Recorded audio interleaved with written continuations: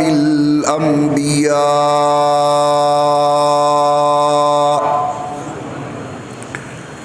وعلى آله الأتقياء وأصحابه الأصفياء نشهد أن لا إله إلا الله وحده لا شريك له ونشهد أن محمدًا عبده ورسوله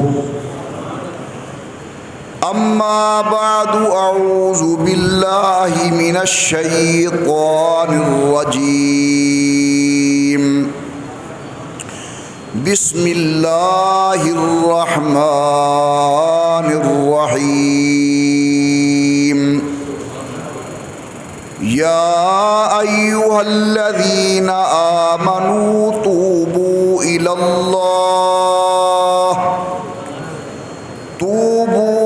الله توبة نصوحا قال النبي صلى الله عليه وسلم التائب من الذنب كمن لا ذنب له او كما قال النبي صلى الله عليه وسلم صدق الله العلي العظيم وصدق رسوله النبي الكريم ونحن على ذلك لمن الشاهدين والشاكرين والحمد لله رب العالمين اللهم صل على محمد وعلى آل محمد كما صليت على إبراهيم وعلى آل إبراهيم إنك حميد مجيد اللهم بارك على محمد وعلى آل محمد كما باركت على إبراهيم وعلى آل إبراهيم إنك حميد مجيد نہایتی قابل قدر شرکائے اجتماع، میری محترمہ موقرہ اور مؤدبہ اسلامی مائیوں اور بہنوں، آپ حضرات کے سامنے قرآن کریم میں سے ایک آیت مبارکہ اور سید الکونین امام الانبیاء سرکار دو عالم کے ارشادات عالیہ میں سے ایک حدیث مبارک تلاوت کی ہے۔ اللہ تعالیٰ کی خدمت عالیہ کے اندر دست بدعا ہوں کہ پروردگار عالم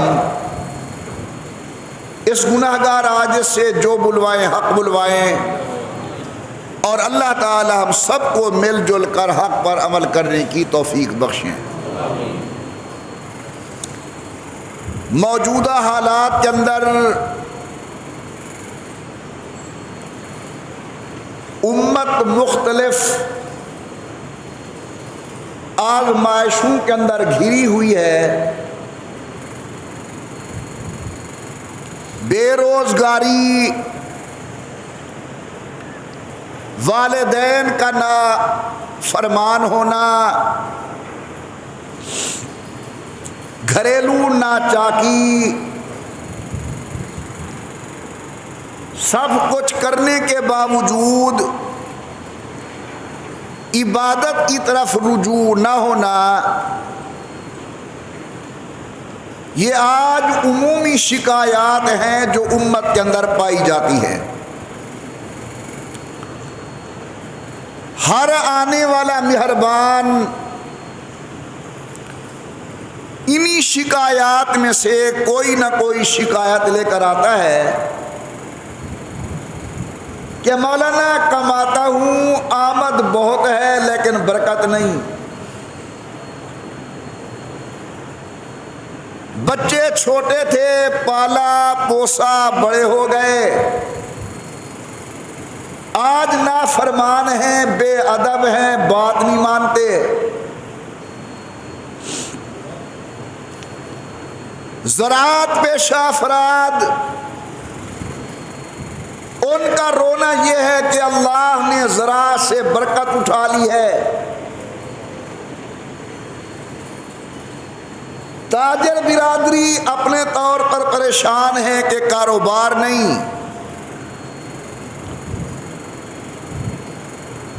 واجب الاحترام بزرگوں، آپ کے اللہ نے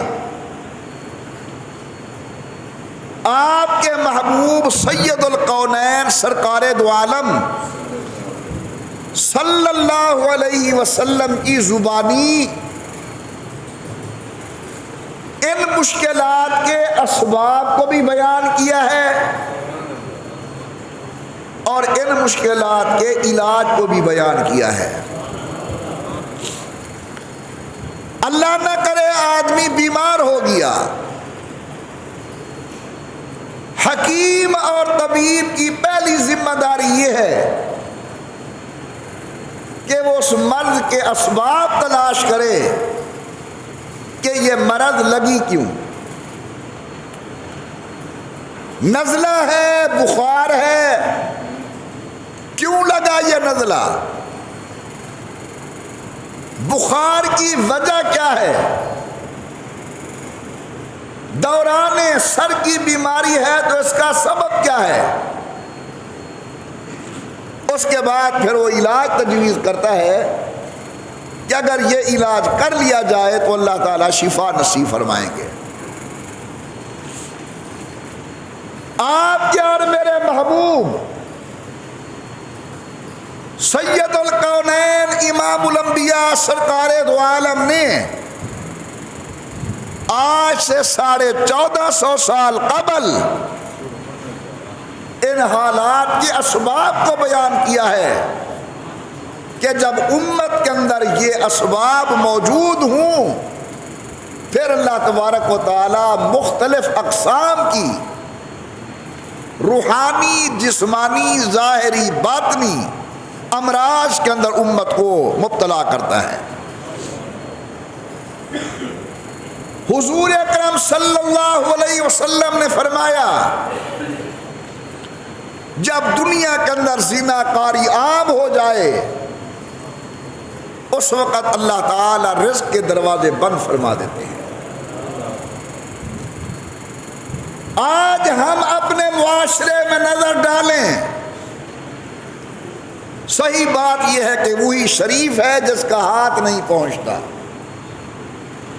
وہ مولوی ہے، وہ پیر ہے، وہ تاجر ہے، وہ امیر ہے، وہ غریب ہے، الا من رحم ربی، ہاں اللہ کے چند مخلص آدمی ہوں گے کہ جو ہاتھ پہنچے اور گناہ نہ کریں، ورنہ عمومی طور پر کون ہے زنا کاری اور گناہ کو چھوڑنے والا؟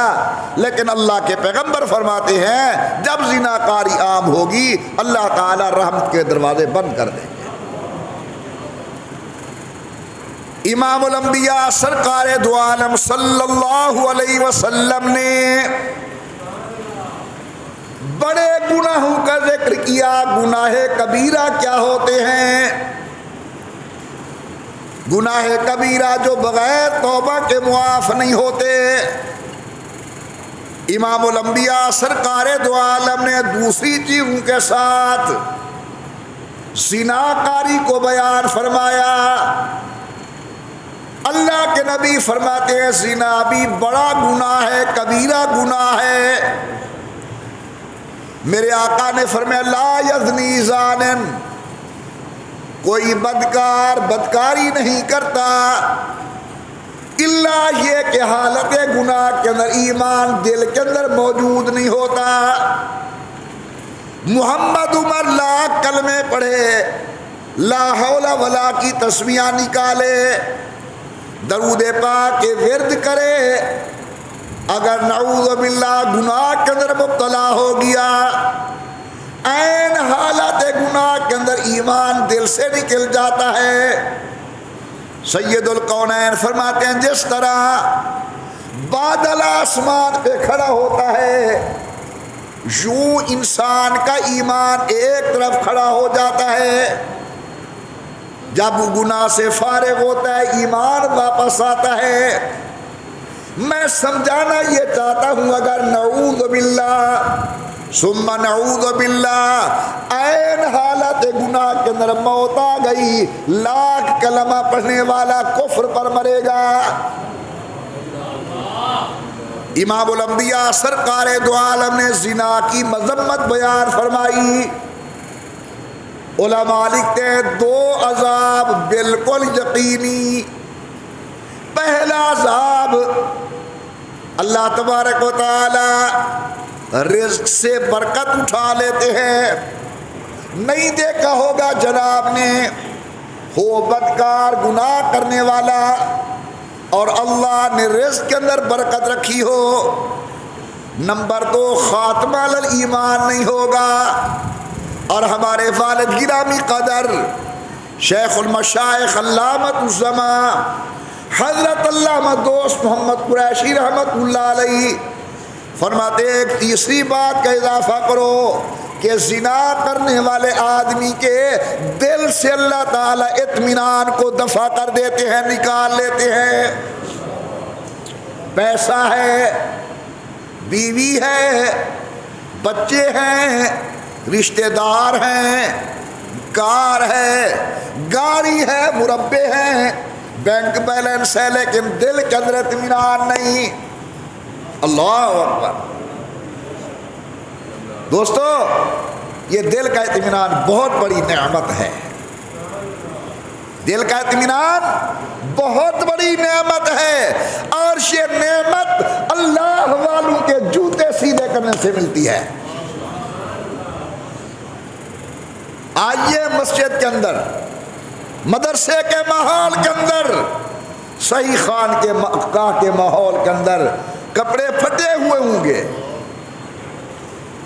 پاؤں میں اچھا جوتا نہیں، کھانے پینے کو دال دنکا کھا کے گزارا کرتا ہے، لیکن اتنی مزے کی نیند آتی ہے کہ صبح طالب العلم کو 2 مرتبہ اٹھانا پڑتا ہے، بیٹا نماز کا ٹائم ہو گیا اٹھو۔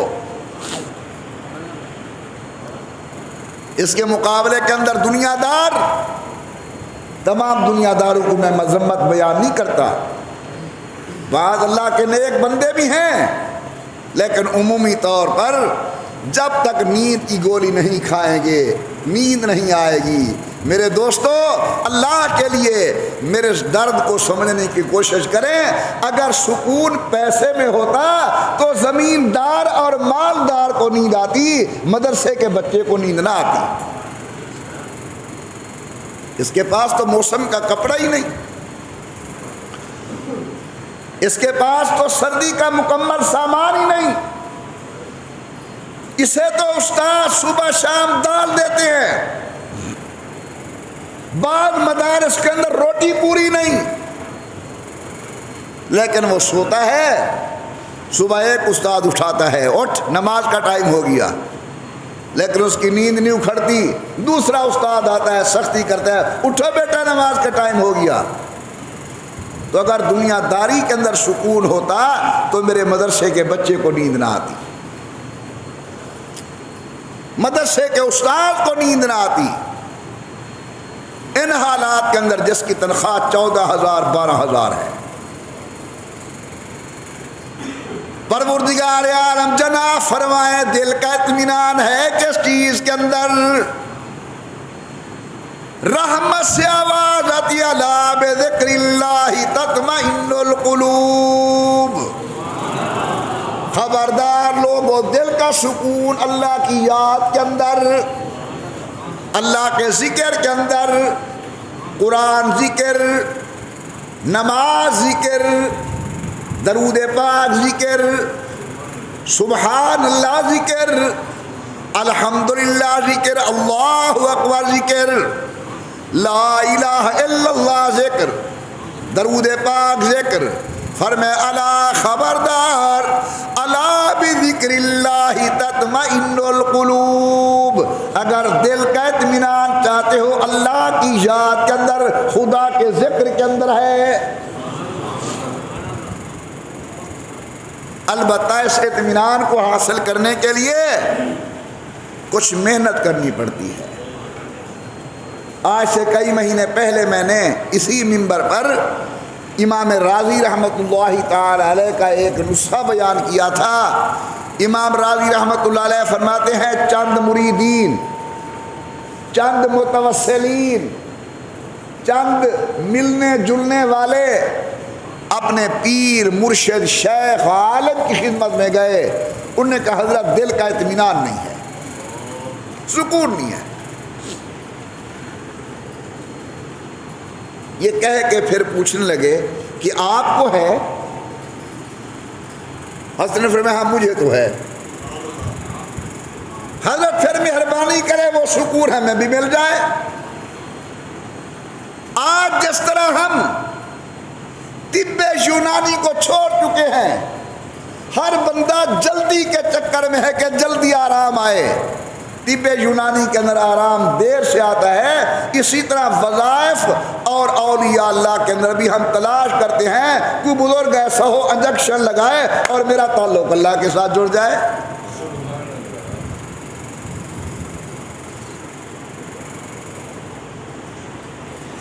حضرت تھانوی کے ملفوظات میں نے پڑھا تھا کہ ایک عورت نے اپنا بچہ حضرت بڑے پیر شاہ عبد القادر جیلانی محبوب سبحانی قطب ربانی فیض یزدانی رحمت اللہ علیہ کی خدمت میں بھیجا اور کہا حضرت یہ آپ جیسا ہو جائے۔ حضرت نے میں بٹھا دو۔ اب وہ آئی عرصہ دراز کے بعد، کیا دیکھتی ہے کہ ہڈیوں کا ڈھانچہ ہے بیٹا، بس وجود پر چمڑا ہے، چلنے کو پریشان ہے، بولتا ہے تو آواز سمجھ میں نہیں آتی۔ بیٹھے خانقاہ کے اندر سر نیچے اور دل کا تعلق اللہ کے ساتھ جوڑ کر بیٹھے اپنی مستی کے اندر، اللہ بیٹھے اپنی مستی کے اندر۔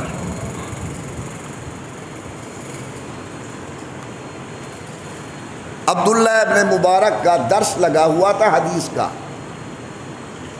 فادمیاں سننا۔ عبداللہ بن مبارک جو جلیل القدر محدث ہیں، ان کا درس شروع تھا مسجد نبوی کے اندر، اور حضرت خضر علیہ الصلاۃ و تسلیمات انسانی شکل میں تشریف لے آئے۔ دیکھا کہ مسجد نبوی کے اندر عبداللہ بن مبارک حدیث پڑھا رہے ہیں اور ایک فقیر کونے میں بیٹھ کر مراقبہ کر رہا ہے۔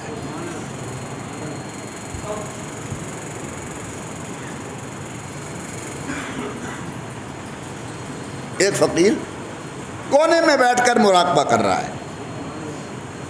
تو حضرت خضر علیہ السلام اس مراقبہ کرنے والے کے پاس گئے۔ بات ذرا اونچی ہے لیکن اللہ کرے گی سمجھ آ جائے گی۔ آئے اس مراقبہ کرنے کے والے کے پاس اور پکڑ کر اٹھایا، کہنے لگے اللہ کے بندے، ادھر عبداللہ پڑھا رہا ہے وہ نہیں سنتے تم؟ عبداللہ پڑھا رہا ہے ان سے نہیں سنتے تم، اکیلے بیٹھے ہوئے ہو؟ تو حضرت خضر فرماتے ہیں اس نے کپڑا منہ سے ہٹایا اور کہنے لگا وہ جو بیٹھے ہوئے ہیں نا وہ عبداللہ کی سن رہے ہیں اور ہم اللہ کی سن رہے ہیں۔ وہ عبداللہ کی سن رہے ہیں اور میں جو یہاں بیٹھا ہوں، تیرے دل میں ہے تصویر یار، ذرا سی گردن جھکا اور دیکھ لے، میں جو یہاں بیٹھا ہوں میں اللہ کی سن رہا ہوں۔ یہ اللہ والے بڑے عجیب لوگ ہوتے ہیں۔ خیر، کیا بات عرض کر رہا تھا؟ ہاں جی، اس نے کہا یہ بچہ آپ جیسا ہو جائے۔ جب آئی کیا دیکھتی ہے؟ ڈھانچہ ہڈیوں کا، چمڑا سیاہ ہو چکا ہے۔ بیٹے کے چہرے کو دیکھ کر حضرت کی پاس آئی تو حضرت مرغ بھونا ہوا کھا رہے تھے۔ ماں تھی، دیکھے کہنے لگے پیر صاحب تم خود تو مرغ مسلم کھا رہے ہو اور میرے بیٹے کا وہ حال کر دیا۔ حضرت چپ کر کے سنتے رہے. یہ حضرت تھانوی نے لکھا ہے. ولی کی کرامت برحق ہے. بولو ولی کی کرامت. لیکن ولی کی کرامت اللہ کے قبضے میں ہوتے ہیں, ولی کے قبضے میں. اور نبی کا معجزہ برحق ہے, لیکن نبی کا معجزہ بھی اللہ کے قبضے میں ہوتا ہے, نبی کے قبضے میں. یہ بات ذہن میں رکھنا. حضرت سنتے رہے اور وہ بیٹھ کر باتیں کرتی رہی اور کوستی رہی. جب کھانا کھا چکے تو حضرت نے وہ ہڈیاں اٹھائیں اور فرمایا کہ اے ہڈیو, میں تمہیں اللہ کی محبت کا واسطہ دیتا ہوں کہ تم اڑ جاؤ. وہ پرندہ بن کر اڑ گئی. تو حضرت نے دیکھا اور فرمایا دیکھ لیا, جب تیرا بیٹا اس مقام پہ پہنچ جائے گا تو یہ بھی مرغے کھائے گا. یہ اللہ والے پہلے کٹھالی میں ڈالتے ہیں, خوب مراقبات, خوب مجاہدات, خوب ذکر اذکار, پھر اللہ تبارک و تعالیٰ کی قرب نصیب ہو جاتا ہے اور معیت نصیب ہو جاتی ہے, پھر تمام نعمتیں اللہ والوں کے قدموں کے اندر ہوتی ہیں. مجھے یاد ہے کراچی کا اجتماع تھا اور وہاں تشریف لے آئے برکت العصر حس مولانا محمد زکریا محدث سہارنپوری رحمۃ اللہ علیہ, یہ جو فضائل اعمال کے لکھنے والے ہیں, جلیل القدر آدمی تھے, بہت بڑی علمی شخصیت تھی. قدر زر زر گرب دارد قدر جوہر جوہری, سونے کی قدر سونار کو ہوتی ہے اور جوہر کی قدر جوہری کو ہوتی ہے. بہت بڑی علمی شخصیت حضرت مولانا محمد زکریا رحمۃ اللہ علیہ ہمارے مدرسے میں آئے. بنوری ٹاؤن میں پڑھتا تھا اس وقت. یہ سن 1400 کی بات ہے, 14ویں صدی ختم ہو رہی تھی, یہ اس سال کی بات ہے. حضرت تشریف لے آئے مدرسے میں. ہم نے زیارت کی.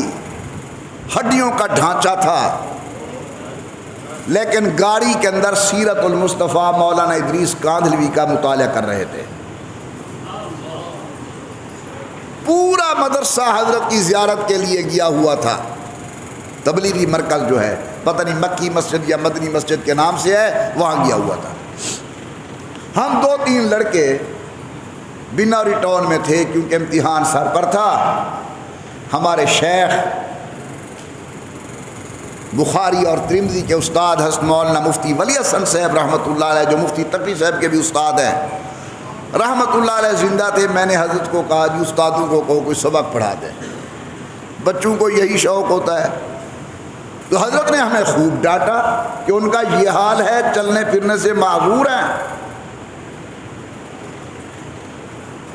وہ کیا کہتے ہیں نا کہ کشادہ دست کرم جب وہ بے نیاز کرے, کشادہ دست کرم جب وہ بے نیاز کرے, نیاز مند کیوں نہ اپنی عاجزی پہ ناز کرے. کوئی خدا کی رحمت کا وقت تھا. حضرت نے مفتی ولی حسن صاحب سے پوچھ لیا کہ بچے کیا کہتے ہیں. انہوں نے کہا جی دورے کے بچے ہیں, یہ کہتے ہیں کوئی سبق پڑھا دیں. تو حضرت نے بڑی خندہ پیشانی سے فرمایا جاؤ بخاری شریف لے آؤ. تو میں دوڑا بخاری شریف لے آیا. تو حضرت نے ہمیں یہ حدیث پڑھائی, المسلم من سلم المسلمون من لسانہ و یدہ. سبحان اللہ. خیر جس سے میں نے یہ بات جو چلائی ہے, جب حضرت جانے لگے تو 20 کاریں انتظار میں تھی کہ حضرت ہمارے اوپر سوار ہو. پتہ نہیں جب طالب علمی کا زمانہ ہوگا اس شیخ کو کھانا بھی بر وقت ملتا ہوگا یا نہیں, ان کے کپڑے بھی دیکھنے کے ہوں گے یا نہیں. لیکن جب اس کٹھالی سے نکل آئے اور تعلق ماللہ ہو گیا, اب حضرت شیخ زکریا رحمۃ اللہ علیہ کے رحمت والے قدم ڈلوانے کے لیے بڑے بڑے مالدار اپنی گاڑیوں کو لے کر کھڑے کہ حضرت یہاں تشریف لے آئے. تو اللہ والے سے پوچھا کہ حضرت آپ کو وہ دلی اطمینان حاصل ہے؟ فرمایا ہاں حاصل ہے. ہمیں بھی مل جائے. فرمایا میں نے تو 30 سال گزارے ہیں اس کے اندر. سننا ذرا ذوق کی بات ہے. میں نے تو 30 سال گزارے اس کے اندر. جی وہ کیسے؟ فرمایا 30 سال میں لوہار بن کر رہا ہوں. اللہ اللہ اللہ اللہ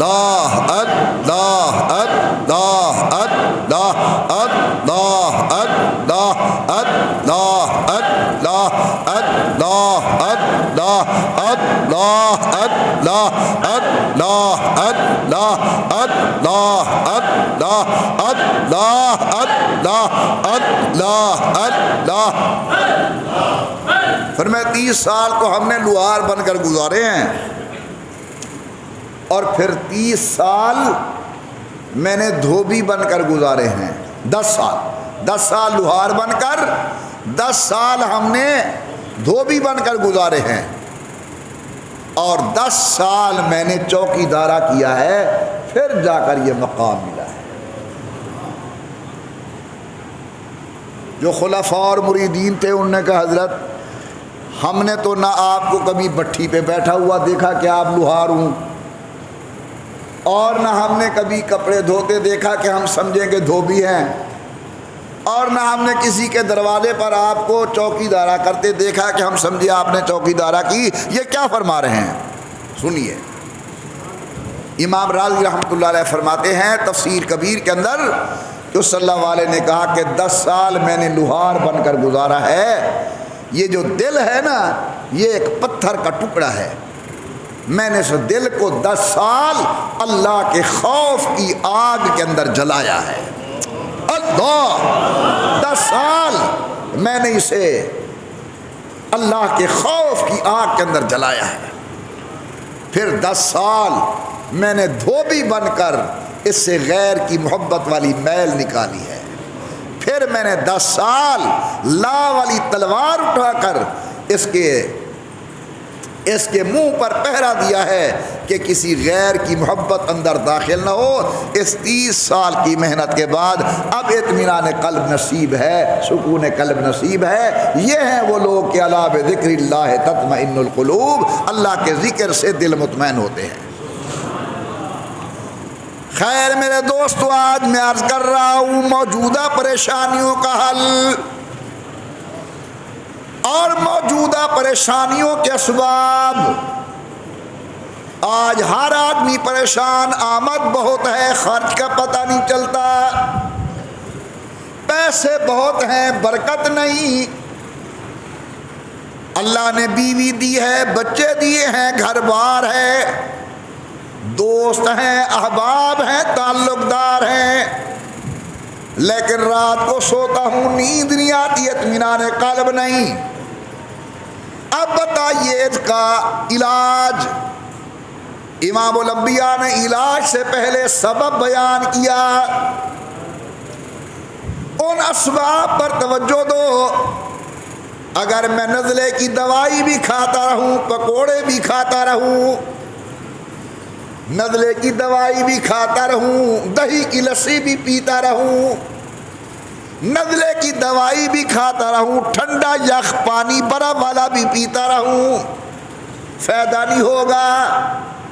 اگر ہم اور آپ دل کا اطمینان چاہتے ہیں، سب سے پہلے ان چیزوں سے جان چھڑوائیں جن کی وجہ سے یہ بے چینی ہمیں نصیب ہوئی یا ہمارے گلے پڑی۔ سب سے پہلی چیز زنا۔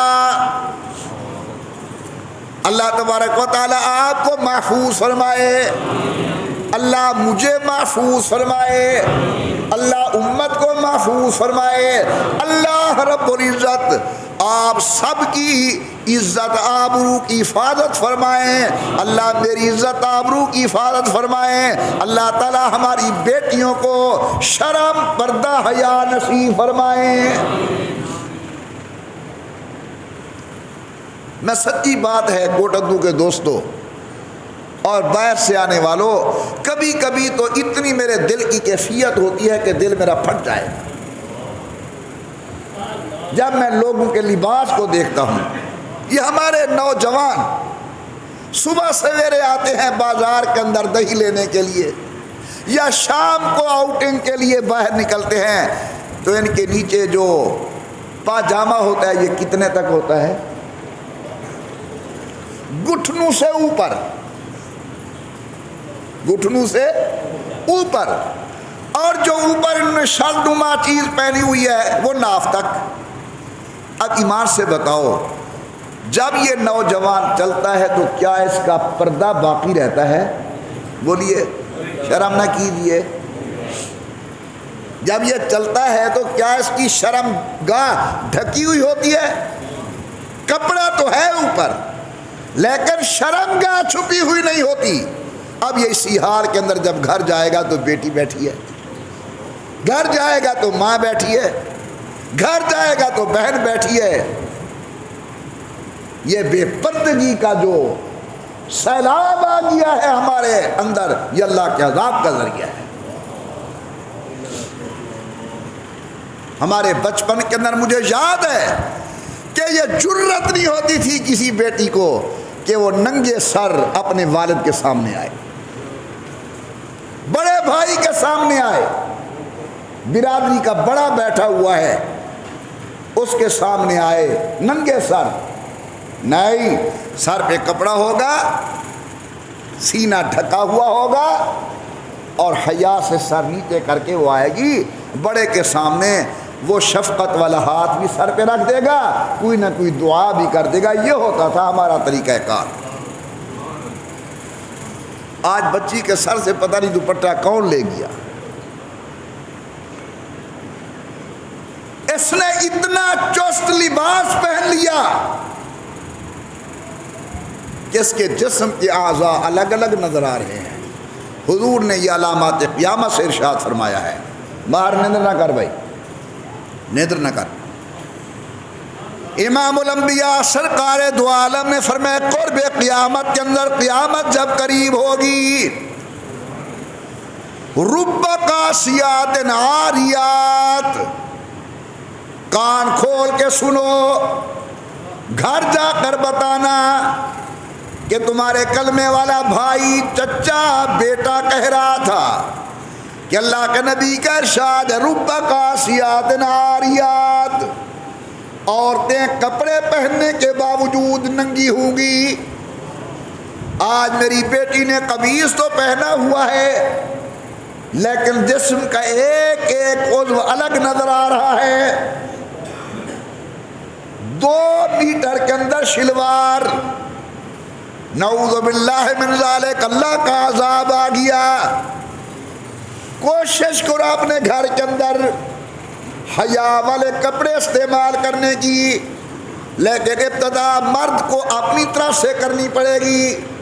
ہمارے نوجوان عزیزوں، بیٹوں، بچوں، مجھے تمہارے ایمان کے ساتھ، تمہارے اعمال کے ساتھ، تمہارے اخلاق کے ساتھ خیر خواہیے، گھر میں جاؤ حیا والا کپڑا پہن کر جاؤ، بے حیائی والا کپڑا استعمال کر کے نہ جاؤ۔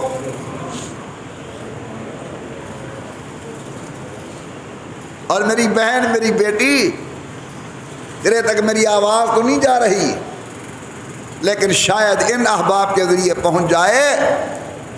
تیری عزت دین اسلام میں ہے، یورپ کی تہذیب میں نہیں ہے۔ تیرا مقام اور مرتبہ امام الانبیاء سرکار دو عالم کے لائے ہوئے دین میں ہے، مغرب کی تہذیب کے اندر نہیں ہے۔ اغیار نے کیا کیا؟ ماچس کی ڈبی عورت کا فوٹو، واشنگ مشین عورت کا فوٹو، فریج عورت کا فوٹو، سلائی مشین عورت کا فوٹو، جہاز کا ٹکٹ عورت کا فوٹو، تیرے جسم کی ننگی تصویریں بنا کر لوگوں نے چند ٹکے کمائے۔ یہ ہے ان کی تہذیب۔ آ مصطفیٰ کے دروازے پر، اللہ کے قرآن کے دروازے پر، ہائے ہائے ہائے ہائے، امام الانبیاء فرماتے ہیں کلمہ پڑھنے والوں تمہارا اللہ کہتا ہے وَلَا يَضْرِبْنَ بِأَرْجُلِهِنَّ، تم جب چلو اپنی ایڑی اور پاؤں زمین پر زور سے نہ مارو، کہیں تمہارے پاؤں کے زیور کی آواز غیر محرم کے کانوں میں چلی جائے، خدا کی غیرت گوارا نہیں کرتی۔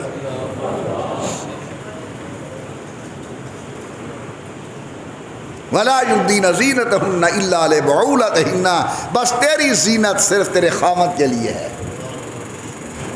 تو سرخی لگا، تو باقی تمام میک اپ کے سامان کر، کوئی نہیں روکتا تجھے، لیکن یہ حسن، یہ زیب و زینت صرف تیرے خاوند کے لیے ہے. اپنے خاوند کے سامنے خوبصورت بن کر جا تاکہ وہ بھی کسی غیر کی طرف نہ دیکھے.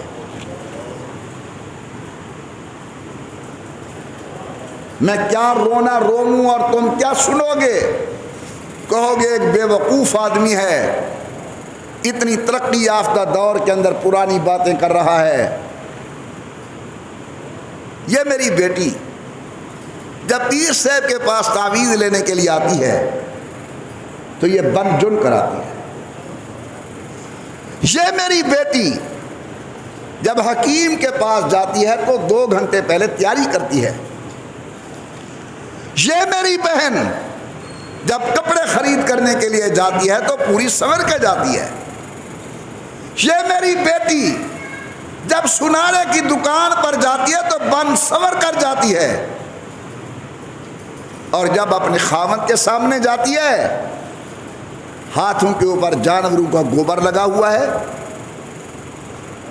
بالوں کے اندر وہ جو بھوسا اٹھایا تھا وہ اٹکا ہوا ہے، کپڑے ہیں انتہائی غلیظ، بچے کا دودھ لگا ہوا ہے، منہ اس نے نہیں دھویا.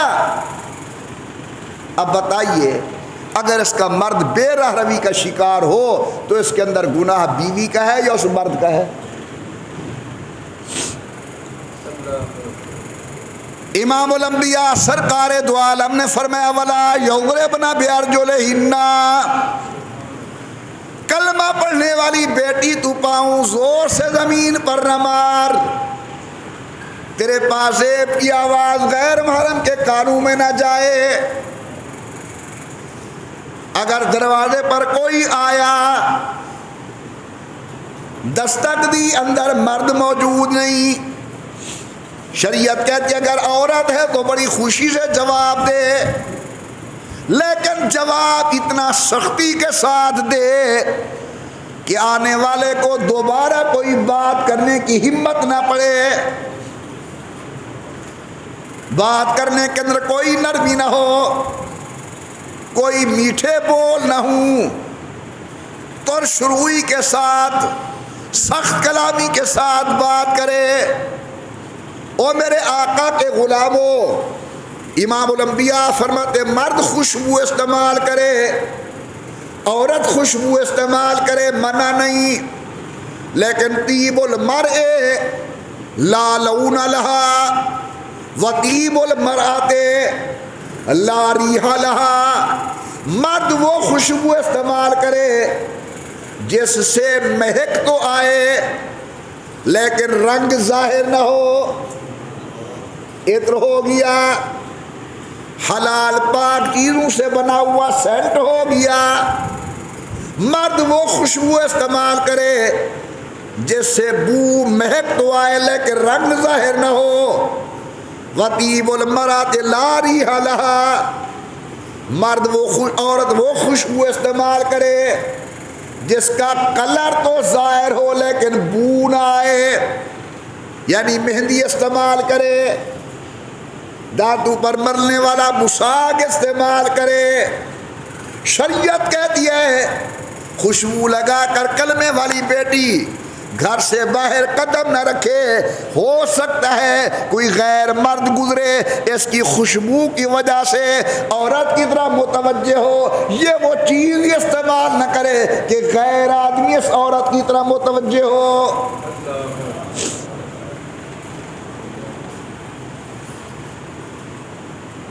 اللہ تعالی جو باتیں میں کر رہا ہوں اس پر میرے گھر والوں کو بھی عمل کی توفیق عطا فرمائے، اور اللہ آپ کے گھر والوں کو بھی عمل کرنے کی توفیق عطا فرمائے.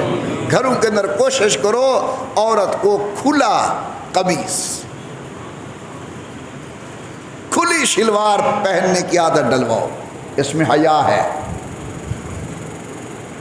1-2 دفعہ منہ ماری ضرور ہوگی لیکن انشاءاللہ 1-2 دفعہ کے بعد گھر کا ماحول سنور جائے گا. پھر جو آگے ہماری بچیاں ہوں گی وہ بھی کھلے کپڑے پہنیں گی. کھلے کپڑے کا معنی یہ نہیں ہے کہ گریبان کھلے ہوئے، کھلے کا معنی یہ ہے کہ چست کپڑے نہ ہوں. حضور اکرم نے فرمایا بے روزگاری اس کی بڑی سبب، بڑی وجہ زنا۔ نمبر 2 جھوٹی گواہی۔ یہ چیز تو جناب آپ عدالت میں چلے جائیں ماشاءاللہ آپ کو کرائے پر بہت آدمی ملیں گے باہر، ایک سے ایک بڑھ کر گواہی دینے کے لیے کھڑا ہوا ہے، دے دو اسے 100 روپیہ، اور ہمارے عرضی نویس بیٹھے ہوئے ہیں، وہ کسی پہاڑو کو پکڑ کر انگوٹھا لگوا دیں گے، چلو اللہ کے نام پہ آگے۔ جھوٹی گواہی۔ اللہ کے نبی صلی اللہ علیہ وسلم نے بڑے بڑے گناہوں کو بیان کیا، فرمایا ان میں سے ایک جھوٹی گواہی دینا، جھوٹی قسم اٹھانا، بات بات پر قسم، بات بات پر قسم، بات بات پر قسم۔ اور یہ مسئلہ یاد رکھیں، اللہ کے نام کے علاوہ کسی غیر کے نام کی قسم اٹھانا ناجائز ہے۔ اللہ کے نام کے علاوہ کسی غیر کے نام کی قسم اٹھانا ناجائز ہے۔ جس طرح بچے کے سر پہ ہاتھ رکھ کے کہتے ہیں مجھے بیٹے کے سر کی قسم، مجھے فلاں چیز کی قسم نہیں، قسم صرف کس کی ہے؟ اللہ کی ہے۔ عرض کر رہا ہوں بے روزگاری برکت کے اٹھ جانے کے اسباب جو حضور اکرم نے بیان فرمائے، ان میں سے زنا کا عام ہونا، جھوٹی گواہی اور جھوٹی قسموں کا عام ہونا۔ نبی کریم نے فرمایا والدین کی نافرمانی جب امت عام کرنے لگ جائے گی اللہ رزق کے دروازے بند کر دیں گے۔ یہ تو کہنے کی ضرورت نہیں ہے، میں اپنے گریبان میں جھانکوں، آپ اپنے گریبان میں جھانکیں، اولادوں کا کیا سلوک ہے آج اپنی والدین کے ساتھ۔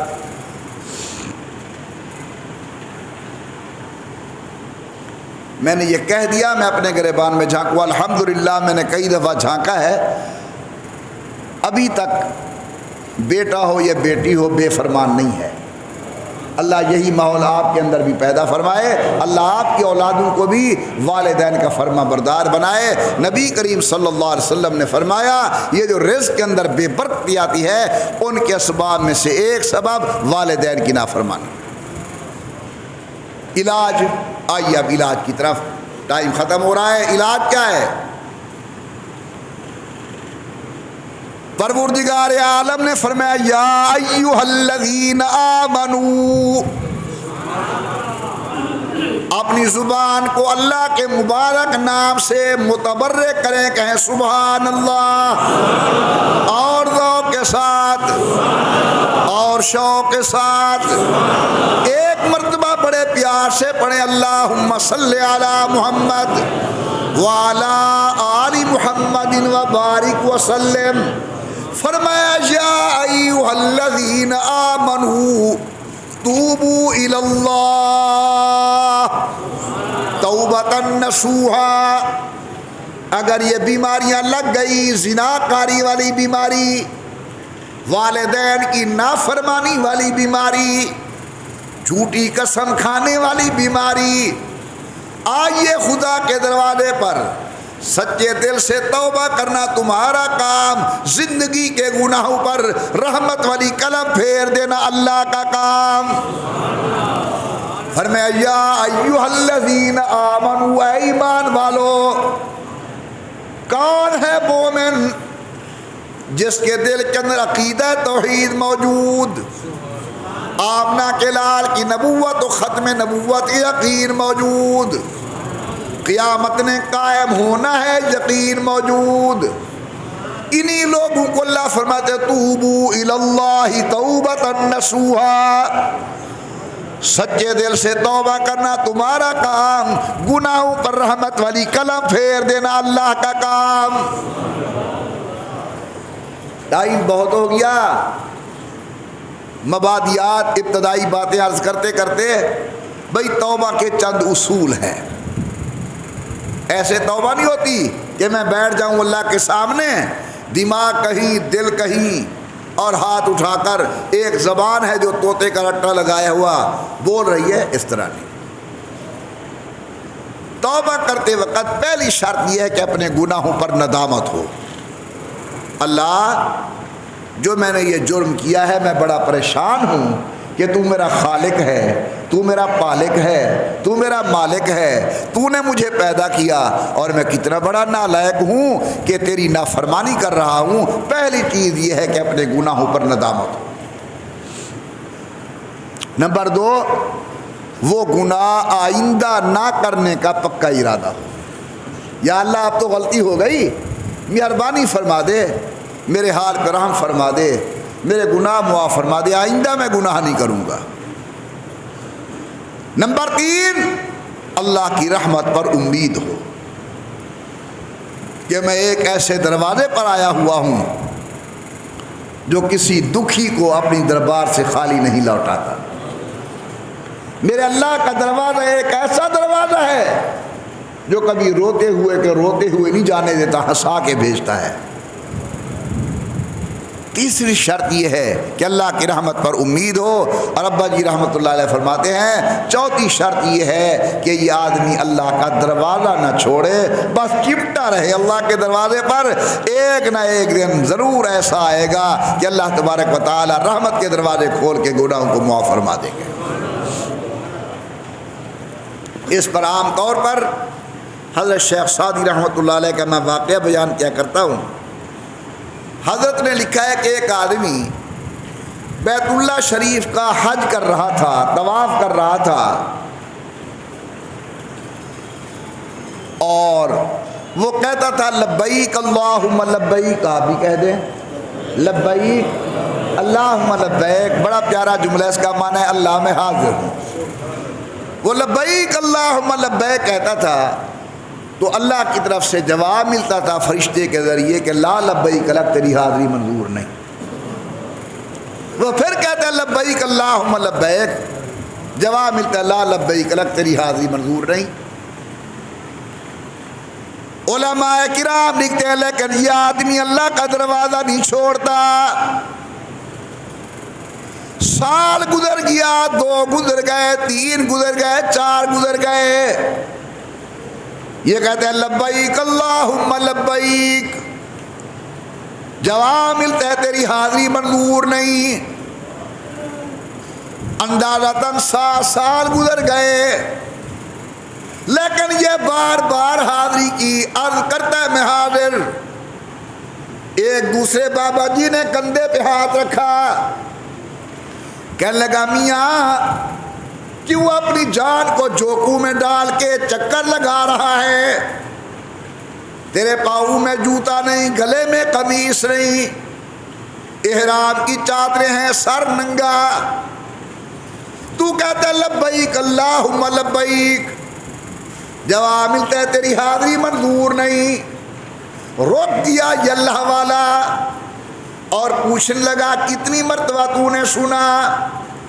کہتے میں نے تو ابھی 7 مرتبہ سنا۔ تو لبیک کہتا تھا، جواب آتا تھا تیری حاضری منظور نہیں۔